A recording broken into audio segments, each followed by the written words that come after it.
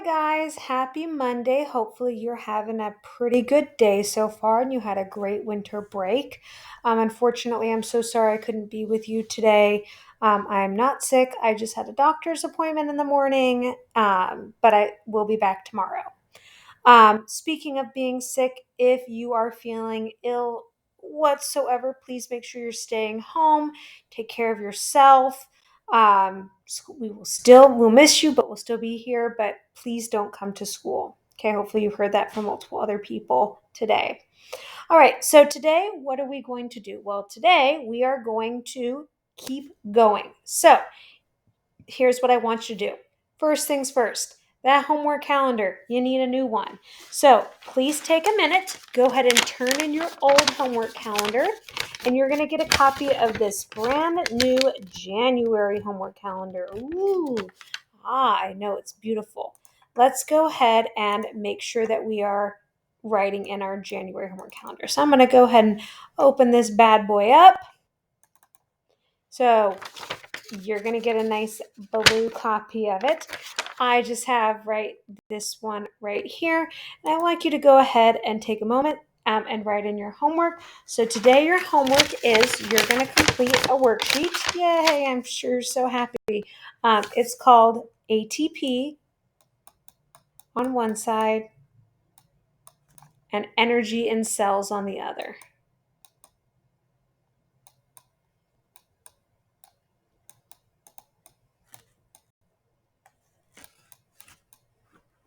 Okay, so go ahead and write that in. If you could pause the video for me, whoever is the adult in charge, while everyone writes in. So again, you're going to turn in your December homework calendar. Just put it in the basket, and then everyone's going to get a new one. Okay. All right, so let's pause, maybe 30 seconds to a minute. Everyone's going to get this jotted down, and then we're going to move on. Okay, we have jotted in our homework calendar. Let's go ahead and get started. So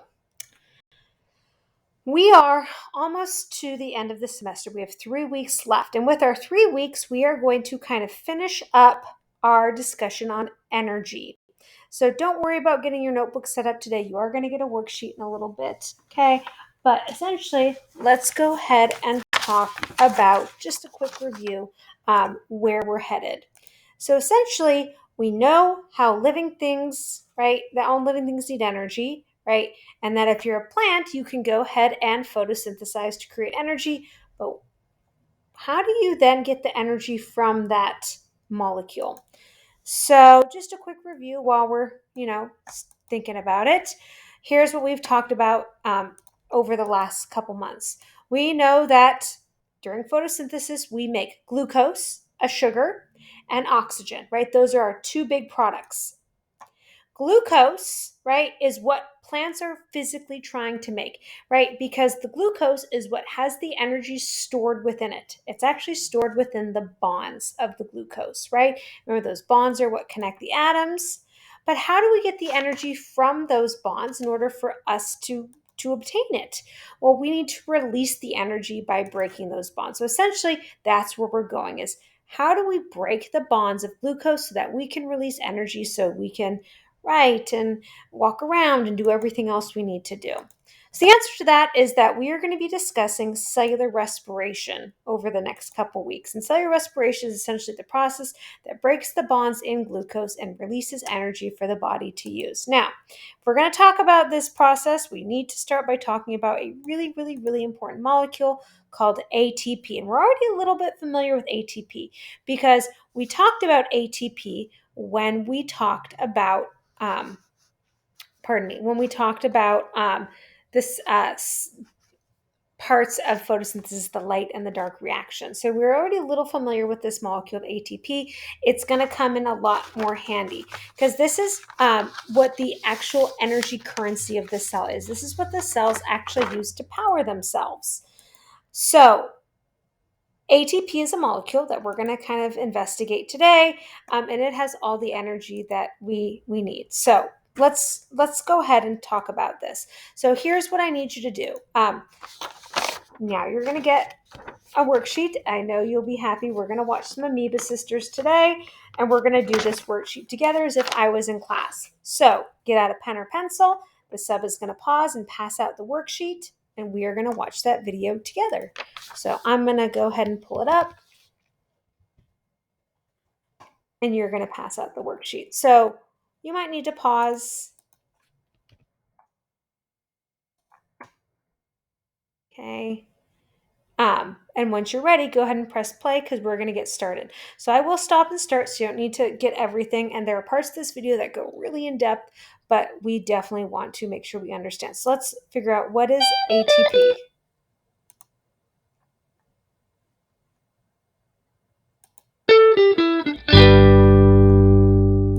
ATP. We love it. You'll find ATP in so much of our science art, whether it's a GIF of a mitochondrion or cell transport, or a comic about cellular respiration or fermentation, you'll see ATP mentioned.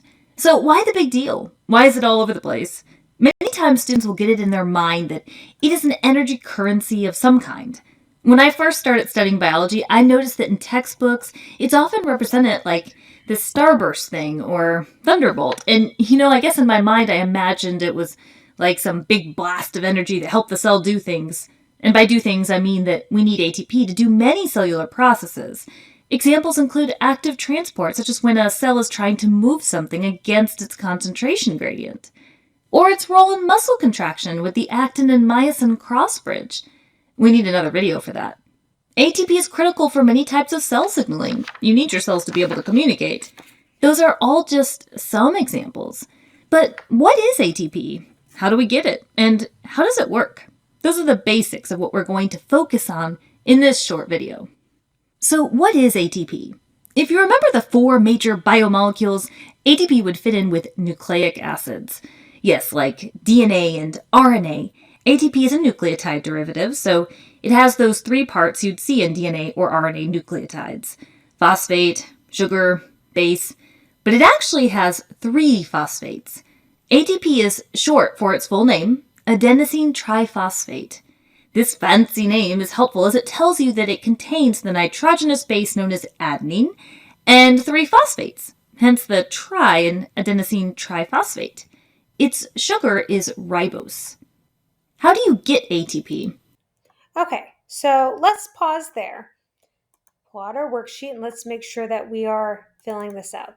So let's start with, what does ATP stand for? Well, hopefully you were paying attention in the video. Oops, of course it's not going to show up on here. And ATP stands for, let me go ahead and pull out my web extension. Oh, I don't have web paint anymore. Okay, let me go ahead and open this as a Cami because otherwise it's not going to let me write on it. Guess not.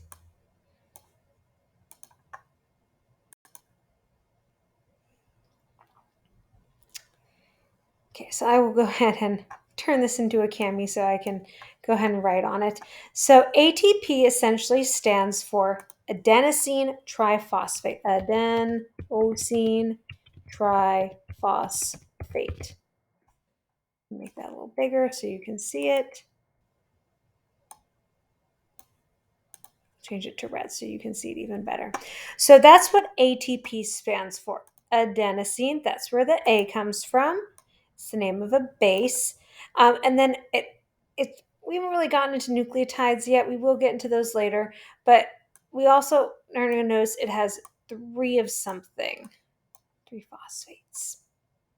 That helps us to come over here, right? So it says as a nucleotide derivative, which means it's a type of, we'll go back, what? Well, that's a type of nucleic acid. Let me click. So it's a type of nucleic acid. The type of biomolecule it is. And then, right, the reason it's a type of biomolecule is we did a little bit of this the other week when we looked at biomolecules, right? It kind of looks a little bit like a nucleotide. It's a derivative, as it says. So it's going to have this top part, part 1. You can even right? Maybe draw a little arrow. So part 1 right here, that is actually the adenosine. It's a base.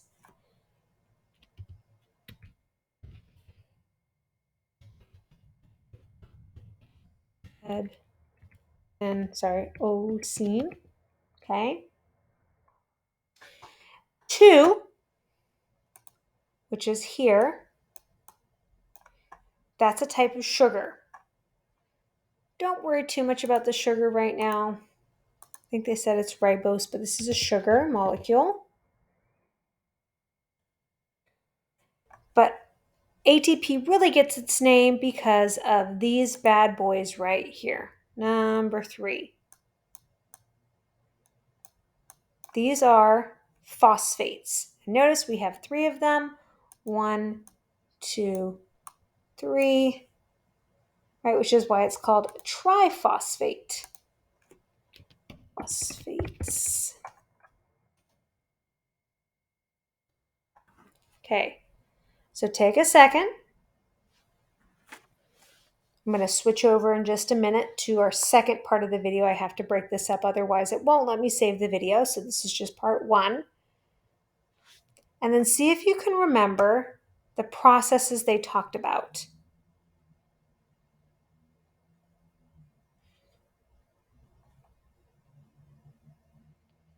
They kind of showed us these little videos, or they have these little pictures here. They gave us 3 at the beginning, they gave us 3 at the end. I'm going to go back and see if you can hear about them.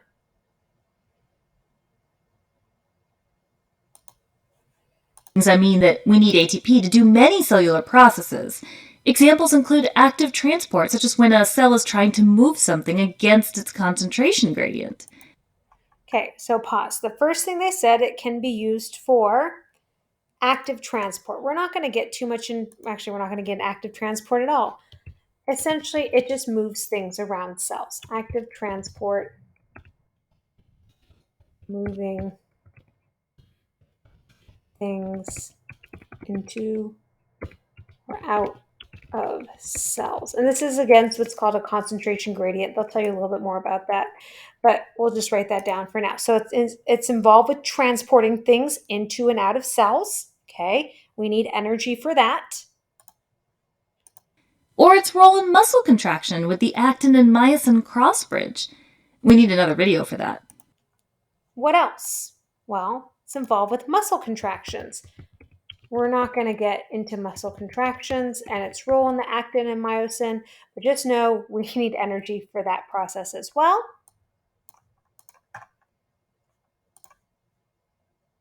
ATP is critical for many types of cell signaling. You need your cells to be able to communicate. Those are all just some examples. So last but not least, cell signaling, or essentially, right, cells communicating with one another. Okay, so there's our first 3. So what I want you to do is I'm going to have the person in charge pause, make sure the first part of your worksheet is filled out, and then you're going to switch to the second video. So pause for about 30 seconds, a minute, make sure everything is written down. Once everyone's ready, you're going to switch to the second video, and I'll see you in just a sec.